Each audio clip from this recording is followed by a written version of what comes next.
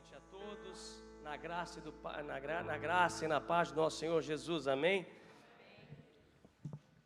A você que nos assiste também pelas redes sociais, fique até o final que eu sei que o Senhor vai falar conosco.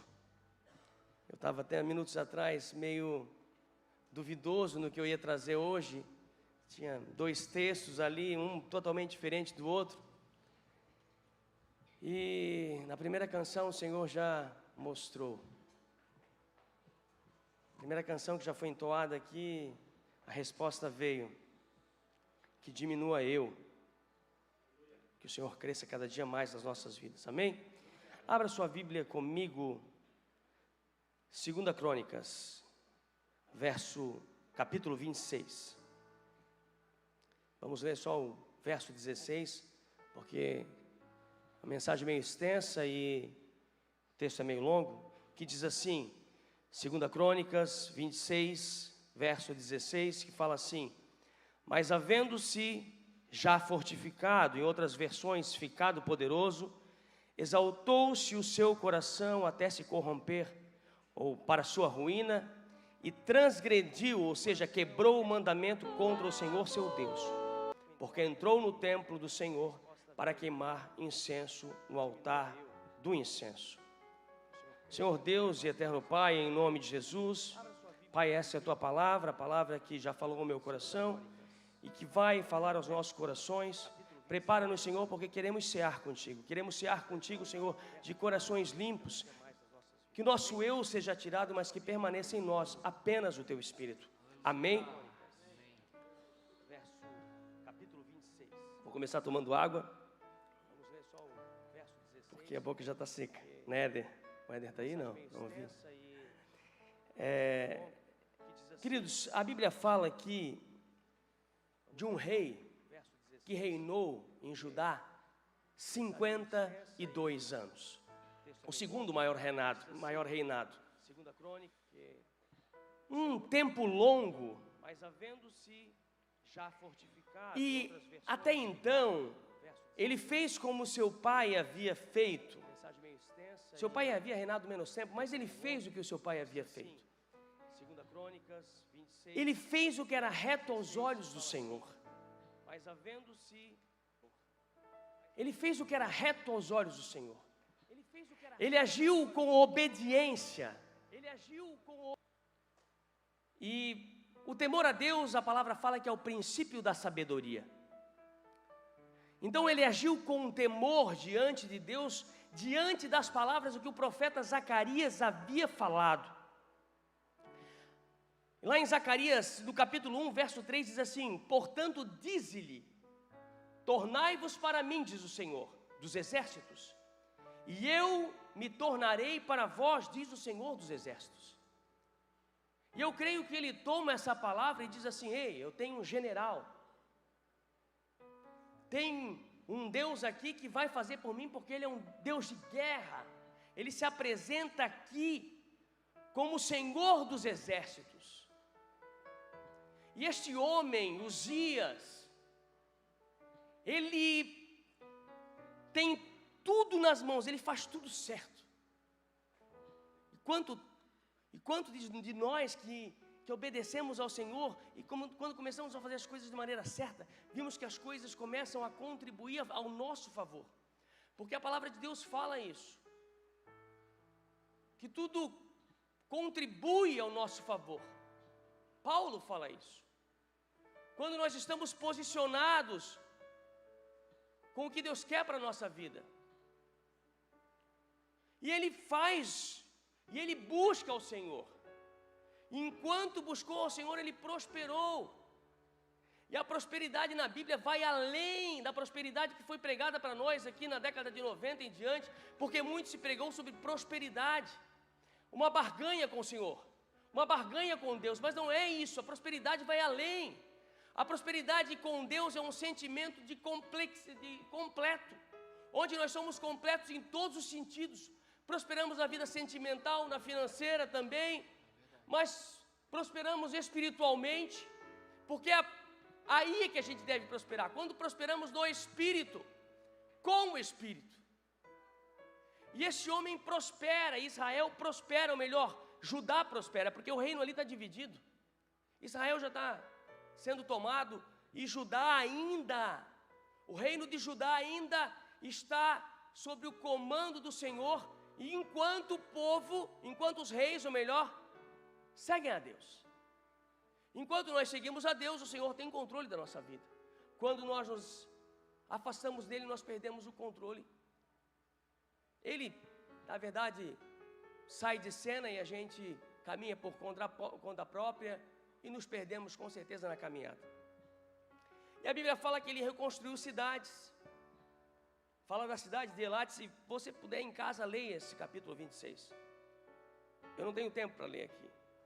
Ele guerreou contra os filisteus, destruiu as muralhas das cidades, grandes cidades filisteias.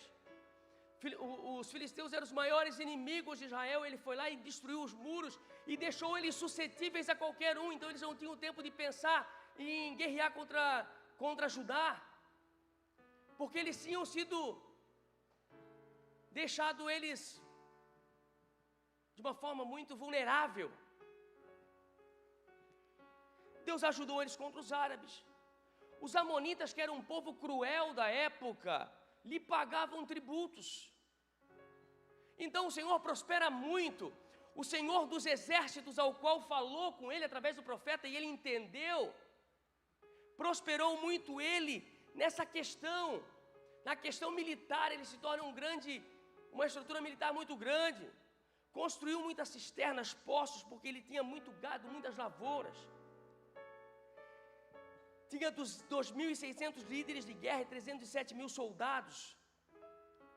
Preparou o escudo, espada, lança, arco, couraças e até fundas para os guerreiros. Então não faltava nada, um grande exército. Em Jerusalém ele criou máquinas para lançar pedras, que a gente ouve falar lá quando a gente era pequeno, nas catapultas, né? Para lançar pedra e flecha. Colocou nas torres, estruturou a cidade. Sua fama se espalhou até o Egito e muito longe. Ficou grande, poderoso. 52 anos ele reinou. E o Senhor estava com ele, porque ele estava fazendo o que era reto aos olhos do Senhor. E quando nós fizemos o que é reto aos olhos do Senhor, o Senhor se importa. Ele se importa conosco, mas daí Ele cuida de nós. Aleluia. Ele nos direciona. Verdade. Ele está nos cuidando. O anjo do Senhor está acampado ao nosso redor, nos livrando, nos garantindo uma vitória. Mas Ele está posicionado. Enquanto Ele está posicionado, as coisas estão fluindo. E daí no verso 16, diz assim: mas havendo-se já fortificado, exaltou-se o seu coração até se corromper, e transgrediu contra o Senhor seu Deus, porque entrou no templo do Senhor para queimar incenso no altar de incenso. O que a gente vê? Que um homem que era direcionado por Deus, que tinha uma prosperidade de Deus, não aquela prosperidade da década de 90, que era muito pregada, que eu falei aqui há pouco, que até hoje falam, né? A teologia da prosperidade. Teologia da prosperidade que inundou as igrejas. Esse homem não, ele prosperou em tudo porque ele estava com o Senhor. Mas ele se deixou levar por aquilo que nós não nos devemos deixar ser levados. Pelo orgulho, prepotência, arrogância, soberba, ego. Ou seja, ser tomado pelo eu. E se nós analisarmos todos esses adjetivos que nos cabem, podem nos caber, que não devem nos caber, mas podem nos caber, eles andam lado a lado muito parecidos. O arrogante é a pessoa que está ligada à sua insegurança.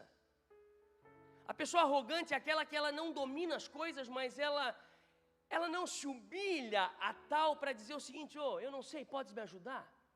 Ele se põe numa arrogância a ponto de dizer: não, eu vou fazer do meu jeito. Eu não vou dar o meu braço a torcer para pedir ajuda. E o arrogante, ele é levado à queda. Da mesma forma, o prepotente ele usa a sua posição. Ele usa a sua posição para pisar nos outros, humilhar, colocar todos debaixo da sua pressão, exerce pressão sobre os outros. O orgulhoso, ele já está ligado à sua certeza. O orgulho de saber que eu sei quem sou. Eu sei que eu estou certo. E ele é levado pela certeza dele. Mas existe também o orgulho bom. O orgulho bom é aquele que nós, cristãos, carregamos. Eu tenho orgulho de servir a Cristo. Eu tenho orgulho da família que eu tenho trazido aos pés do Senhor.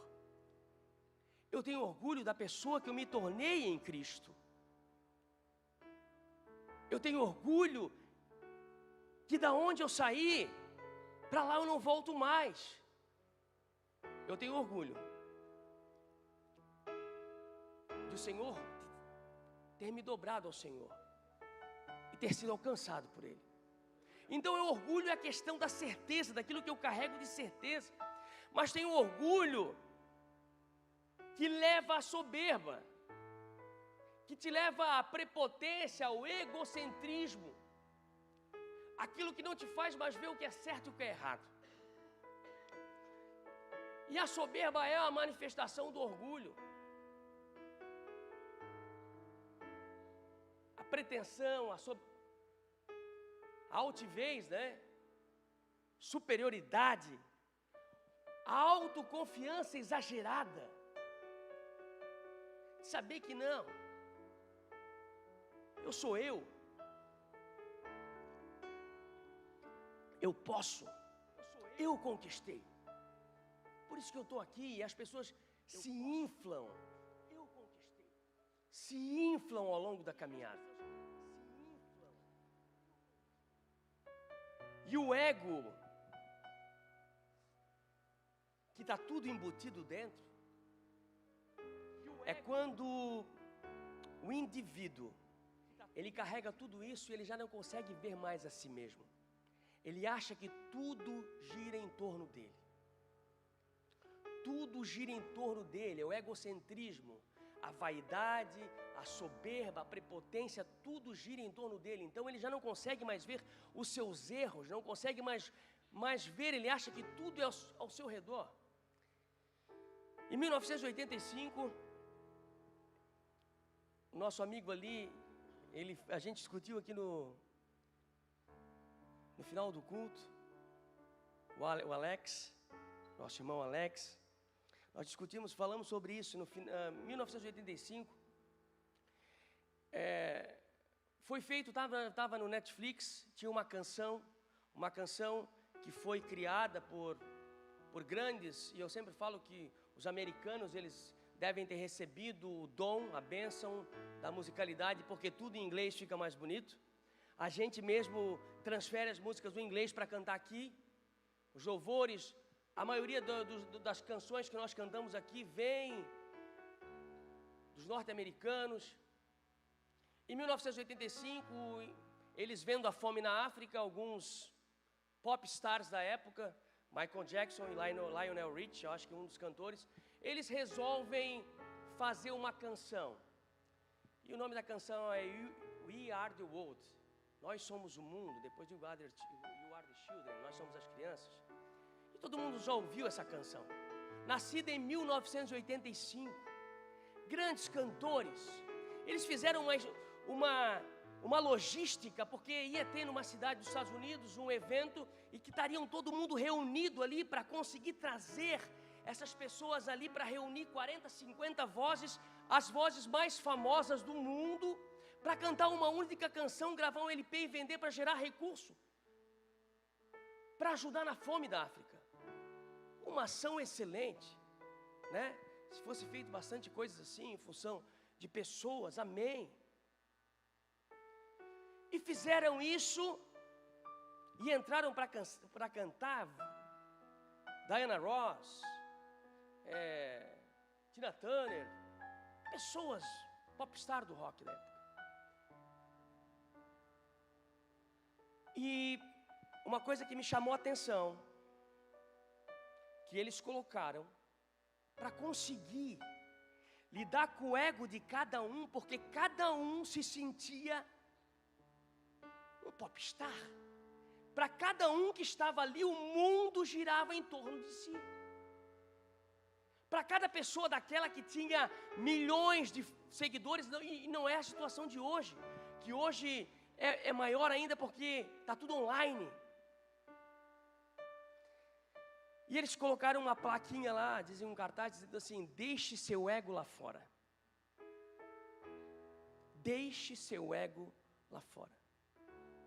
Porque não tinha como lidar com o ego aflorado de pessoas, tudo disputando espaço, porque lá fora eles se degladiavam pelo sucesso. Mas ali tinha um bem comum. E dentro da casa do Senhor, nós temos que deixar o nosso ego lá fora. Na rua, na nossa casa, nós temos que deixar o nosso ego lá fora. Não deixar entrar no nosso coração, para que nós consigamos viver em unidade em Cristo, em família, no nosso trabalho. Nós precisamos deixar o nosso ego lá fora. E nós, como cristãos que somos, nós temos que transparecer Cristo. Paulo fala. O que Paulo fala? Sede imitadores como eu sou de Cristo. Quando nós olhávamos para Paulo, será que a gente vê orgulho, prepotência nas cartas dele? Não, ele só nos ensinava. Será que nós querendo ser imitador de Cristo, nós carregando soberba, orgulho, nós vamos a lugar nenhum? Não, talvez você está pensando: poxa, que mensagem dura para uma Santa Ceia. Mas eu quero que você entenda, nós vamos assentar-se à mesa com o Senhor. E nós fizemos parte de uma unidade. Nós fizemos parte de um corpo, onde o dedo não é menos importante do que a cabeça. Nós precisamos estar unidos num único propósito, para que nós venhamos a chegar no céu. Esqueça suas indiferenças com as pessoas que estão aqui. Nós precisamos quebrar o nosso ego, jogar ele fora, livrar-se do nosso ego. Porque a gente às vezes entende que a gente tem razão, mas deixa a razão de lado. Eu tenho razão, eu estou certo. É aquela história lá da cobra, lá dos irmãos que brigaram por causa da cobra, né? Brigaram, daí chegaram na frente do pastor, disseram porque brigaram. Tive visto uma cobra passar, um dizia que era jiboia, outro dizia que era jararaca, e brigaram. E no final, depois de eles terem se perdoado, o fulano de tal falou: mas que era jiboia, era jiboia. Resumindo, o que a Bíblia fala a respeito disso? Provérbios 16, 18 fala: a soberba precede a ruína, e a altivez de espírito a queda. Quando carregamos esse sentimento, nós estamos fadados ao quê? A queda, ao fracasso. Todas essas coisas alimentam o nosso eu. Que nós cantamos no início do culto.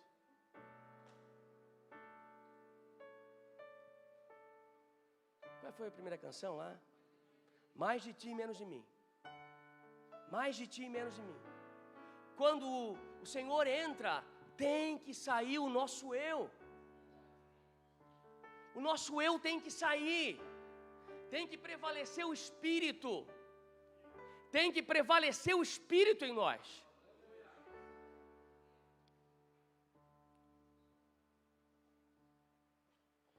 O que a gente tem alimentado em nós? O que a gente tem alimentado? Porque onde falta humildade, naturalmente cresce. O que eu falei, arrogância, prepotência. A humildade é inversamente proporcional, ela está ao contrário. Então a humildade ela tem que crescer em nós. Mas eu não estou falando de humildade, querido, de andar assim. Não, eu sou humilde. Ou Pobreza não é sinônimo de humildade, entenda. Você pode estar vivendo problemas financeiros, mas não tem nada a ver com humildade que a gente carrega no nosso coração. A certeza acerca do que a gente é diante do Senhor e diante das pessoas. O que nós achamos diante do Senhor e diante das pessoas? Esse homem tinha feito tudo certo. Enquanto que ele andou com o Senhor, ele prosperou. Enquanto que ele andou com o Senhor, ele foi abençoado. Mas a partir do momento que ele resolve entrar no lugar que não era para ele ter entrado, as coisas mudam. A gente, quando fala de orgulho, a gente sempre lembra de Naamã, né? A gente canta aqui, Senhor, quebra o meu orgulho. A gente lembra de Naamã, mas não foi só Naamã. Eu digo que o orgulho, o ego aflorado, ele leva à dispersão. Primeiro ponto, ninguém quer ficar perto de quem se acha, né? A pessoa que tem um ego. O que acontece? Ele dispersa todo mundo. Eu me lembro que na época de faculdade tinha um cara que ele contava vantagem. Muita vantagem, muita história. E ele tinha um ego super aflorado. Quando ele chegava assim, uma época a gente combinou. O dia que ele chegar e começar a falar, a gente vai sair todo mundo. Piada de faculdade, hoje eu peço perdão ao senhor. Mas na época, o cara chegou, quando ele começou a contar a história, um olhou para todo mundo saiu assim, ó. E ele ficou sozinho. Foi engraçado a cena, e a gente ria que se matava, né? E na Torre de Babel foi um pouco diferente, né? Mas todo mundo foi disperso. Na Torre de Babel resolveram, meu Deus, hoje o pessoal com a engenharia do jeito que é, constrói quase 1 quilômetro, 1000 metros de prédio, de altura de prédio, e não chega na estratosfera. E eles lá com pau e pedra queriam fazer uma torre para chegar diante de Deus. Os caras eram muito sem noção. E daí eles resolveram fazer uma torre. Gênesis 11, capítulo 29. O que levou? O Senhor olhou e disse assim, não estou fazendo isso. Vou acabar com essa brincadeira. E dispersa todo mundo, dando uma língua diferente para cada povo, para cada um. Acabou com a alegria. E depois, e esse sentimento também gera o desprezo. As pessoas são desprezadas, não têm amigo, não conseguem viver em sociedade, porque são desprezadas, porque se acha acima, a última bolacha do pacote. Nabucodonosor, Daniel 4,30 ali, acaso não está a grande Babilônia que eu construí como capital do meu reino? O povo estava lá na Babilônia, cativo, com o meu enorme poder e para a glória da minha majestade. Queridos, ele foi levado ao desprezo, ele ficou lá 7 anos pastando, como um animal, porque quis se engrandecer diante de Deus. Foi avisado pelo profeta, mas o ego, às vezes ele transcende a pessoa, né? E ela não aceita, não vê os seus erros, não vê o seu limite, te deixa sem ver o milagre. Por que te deixa sem ver o milagre? Porque as pessoas às vezes, diante do seu ego, da sua certeza, do seu orgulho, não vou lá na frente. Está doendo, mas eu não vou lá me submeter a isso. Não vou naquela igreja, não vou pedir oração. Não, eu não preciso.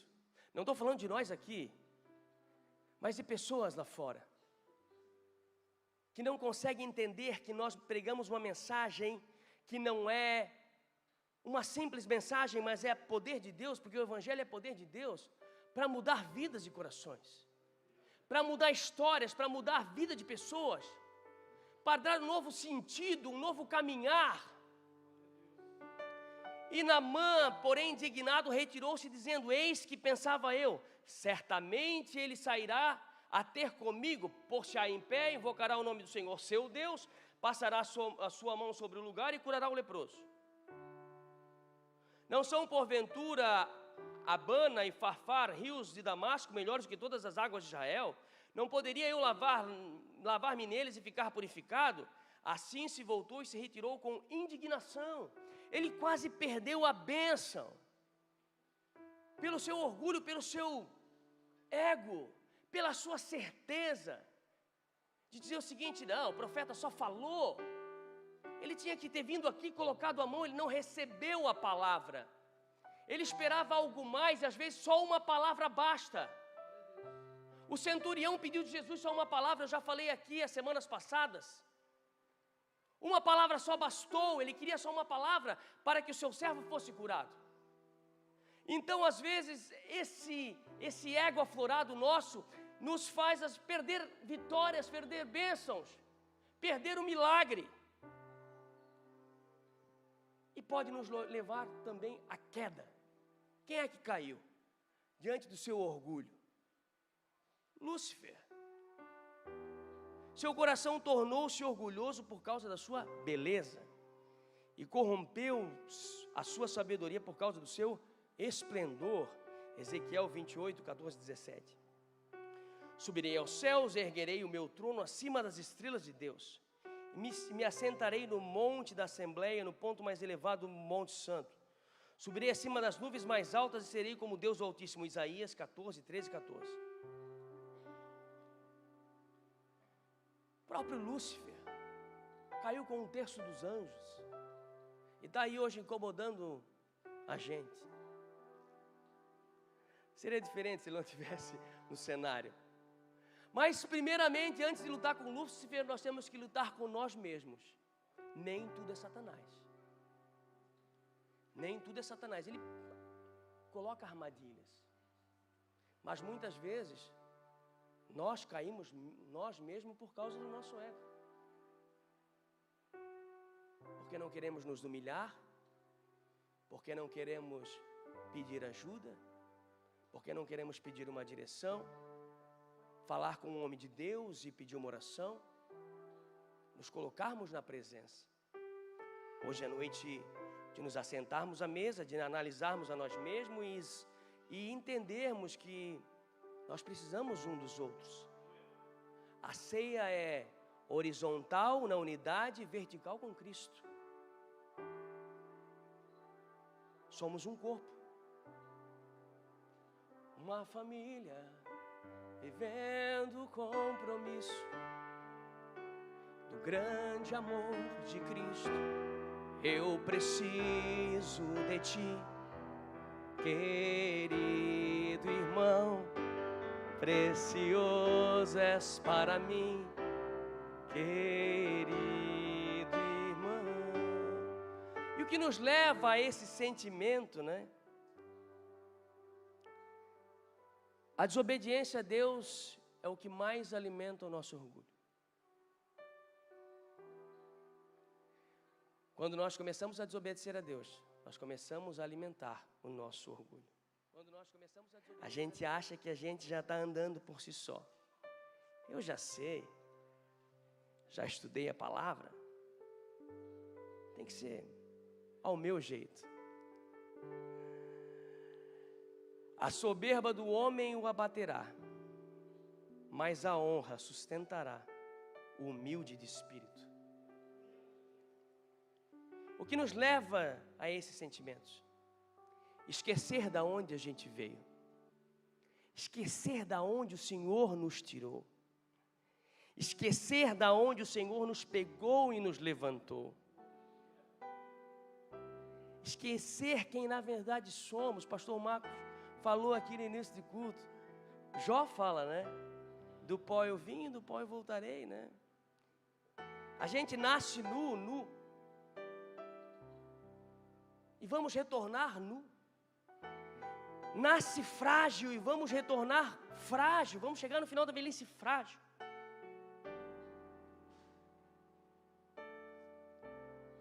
Conquista um monte de coisas aqui, mas não vamos conseguir levar nada. Vamos voltar de mãos vazias. Esquecer quem na verdade nós somos. Quem nós somos? Quem é você? Quem nós somos em Cristo? Nossa identidade tem que estar forjada em Cristo. Esquecer aquilo que eu falei, para onde a gente vai. E principalmente, quando esquecemos quem nos resgatou, quem deu a vida por nós. É isso que eu e você vamos fazer hoje aqui. Lembrar que Ele nos salvou. Foi um preço caro, um preço de sangue. Um marco na história que deu a eu e você o direito de estarmos aqui, participar com Ele dessa mesa e dizer: Hosana, Hosana ao filho de Davi. Senhor, até que Tu venhas eu estou aqui, até que Tu venhas eu estou aqui. Até que Tu venhas, Senhor.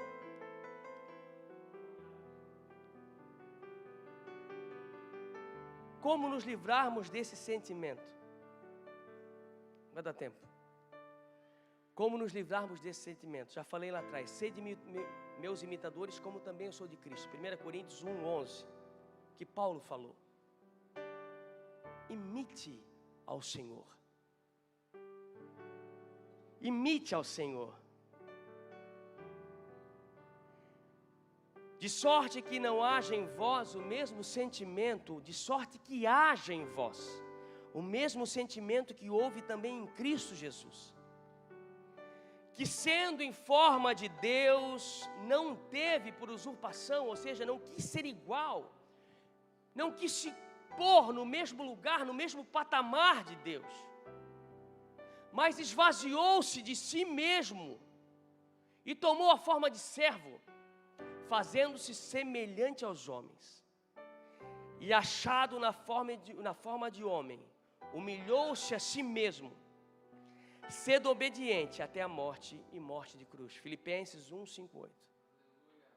Ele não quis, ele era Deus, mas ele estava aqui, ele entendeu que ele precisava ser igual a eu e você, e mostrar para eu e você que era possível sim.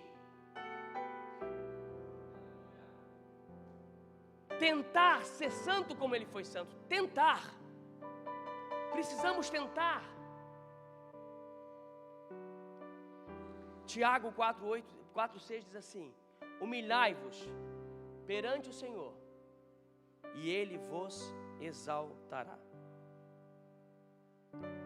Versículo 17 e 18 fala assim: porém o sacerdote Azarias entrou após ele com 80 sacerdotes do Senhor, homens valentes, e resistiram ao rei Uzias e lhe disseram: a ti, Uzias, não compete queimar incenso perante o Senhor, mas aos sacerdotes filhos de Arão, que são consagrados para queimar incenso, sai do santuário, porque transgrediste, e não será isto para a honra tua da parte do Senhor Deus.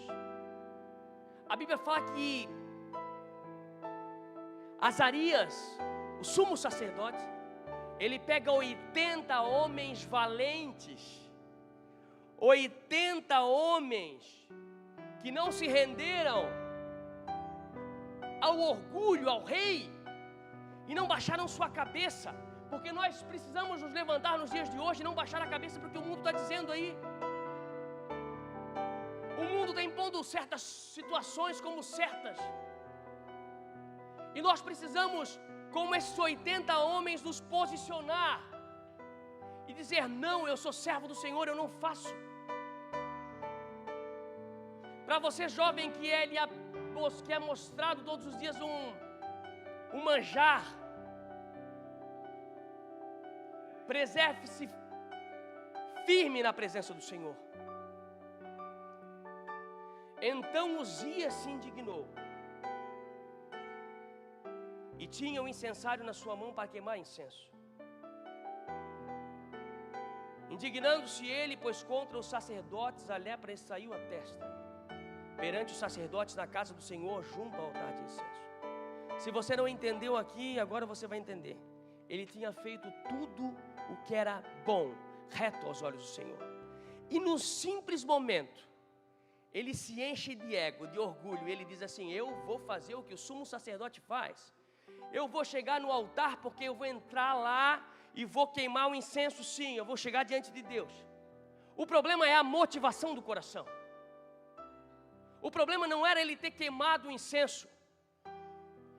Não era para ele ir, porque estava destinado, era só para quem era de uma linhagem da tribo, ou melhor, de Arão, da tribo de Levi, mas tinha que ser da linhagem de Arão. Eram umas pessoas selecionadas para isso. E ele se inflou, achou que ele poderia fazer isso. A soberba, a altivez de espírito precede a queda. Eu entendo que quando Davi olha só, Davi, quando ele traz a arca, que ele chega em Jerusalém com a arca, que ele dança, ele faz diferente com a arca. Ele coloca a arca no meio do povo e coloca todo mundo a louvar ali. Ele faz diferente, ele não leva a arca para o templo, ele coloca ali. E o Senhor não ficou indignado com ele. O Senhor o entendeu como uma pessoa segundo o coração dele. E ficaram louvando ali, a arca ficou ali, eles ficaram louvando, a arca era para estar lá. Mas a motivação do nosso coração muitas das vezes nos estraga.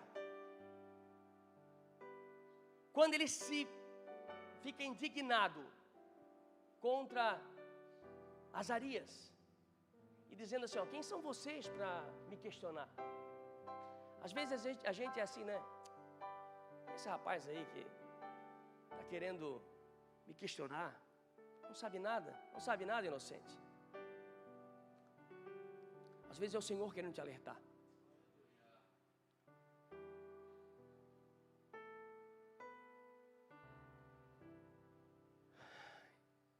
Um homem que tinha feito tudo. Ele tinha crescido e Judá estava grande, estava forte. Totalmente fortificada a cidade. Tudo andando bem. Paz em Judá. Estruturado militarmente. Um deslize.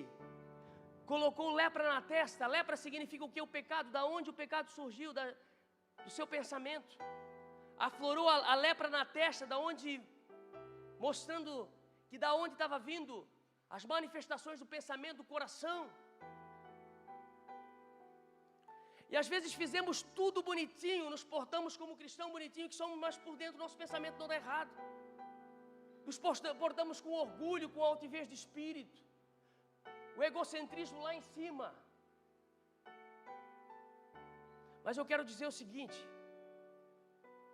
há momento para nós nos quebrarmos diante de Deus.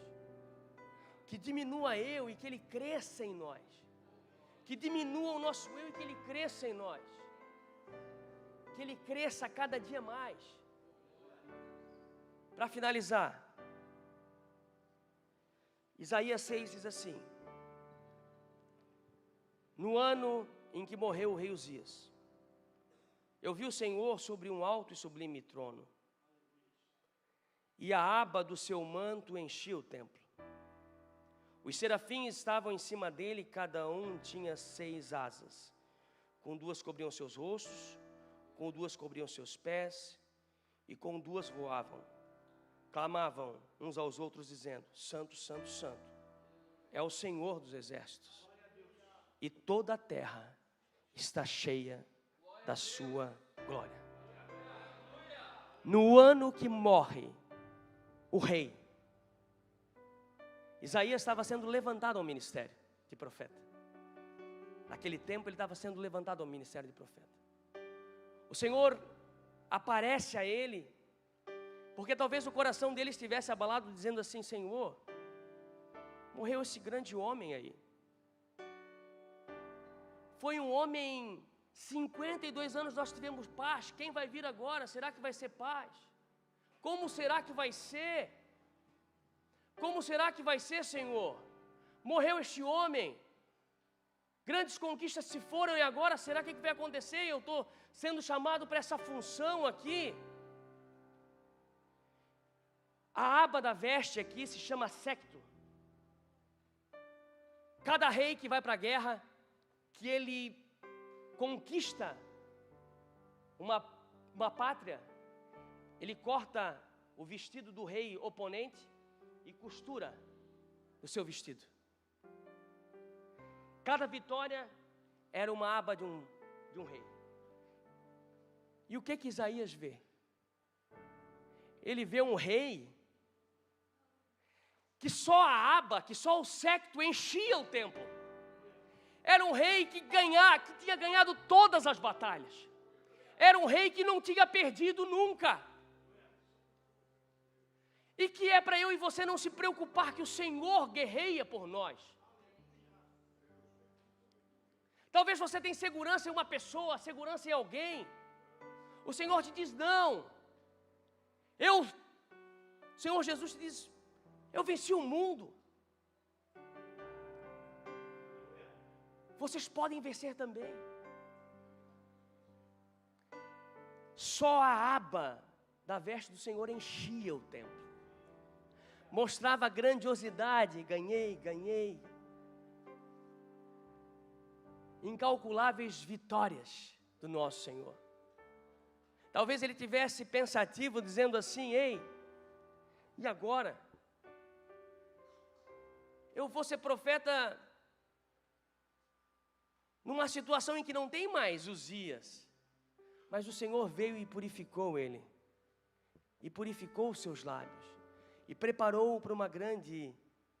Ele se tornou o profeta que mais falou acerca de Jesus. O profeta messiânico. O profeta que falou sim a respeito de um rei que viria. E viria com essa majestade que traria, o contrário de Uzias, traria humildade. Traria um espelho para eu e você. E o qual nós hoje vamos assentar com ele neste lugar. Vamos assentar à mesa com ele, em unidade.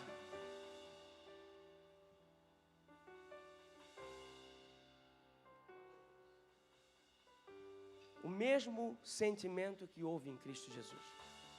Que haja esse mesmo sentimento em nós. Amém?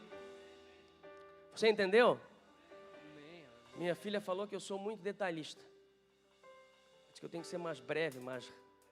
Pai, tu tem que ser mais raso, pai.